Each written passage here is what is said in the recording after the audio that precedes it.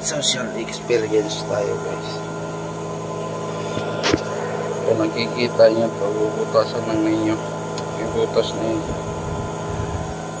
So ito ipapakita ko sa inyo kasi maraming ano na to, hindi na kailangan ng abono kasi ang daming abono na yan. Ay ipapakita ko sa inyo kung paano ang gagawin ko dito.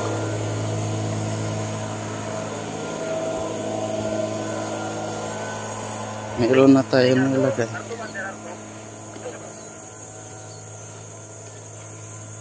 Pero pagka natin ng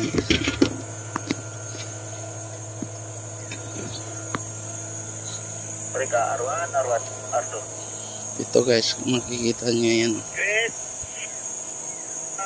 Daming papaya natin. Yun pa.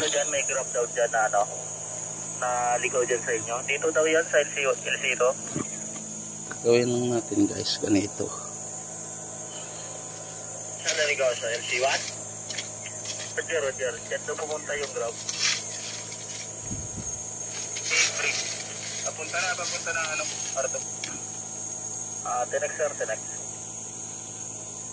Ganyan guys. Naka 37 ha? Umakyat sila sir. Gabi. Ayan.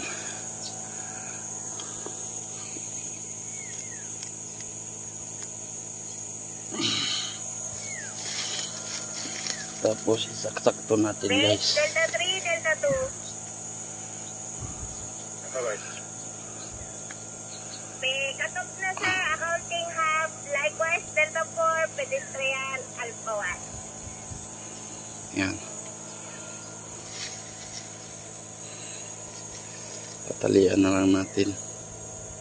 Copy po, electrician copy po. Anong 3-6 ratio dito to?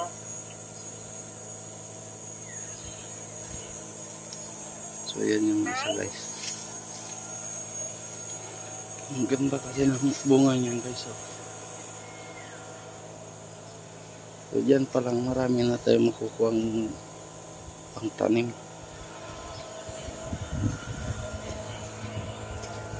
Abangan nyo guys. Tapos mayroon din tayo ginawa na ano, santol. Ito santol na to, malalaki din to. So yan, pinanalan natin yan, 3 na para sigurado.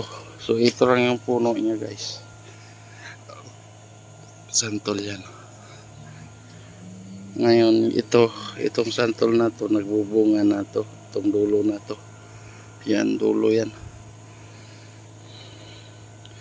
3 dulo yan. Tapos sinaksak natin yan. So titingnan natin kung approve. So yun guys, paki-share at comment kung sana naabot yung ating video. So paki-subscribe na rin sa aking YouTube channel. So ito yung tuba-tuba guys, meron pa doon, tinanim din natin. So ito guys, tuba-tuba na to, bali sanga lang yan. Tapos ngayon ginawa ko, pagputol ko sa sanga, nilagay natin sa tubig or sa timba na may tubig, binabad ng ilang araw, yun nagkakaugat na guys. Saka natin kukuhanin, saka itatanim, ito transfer kung saan. So okay na yun guys. Tenek.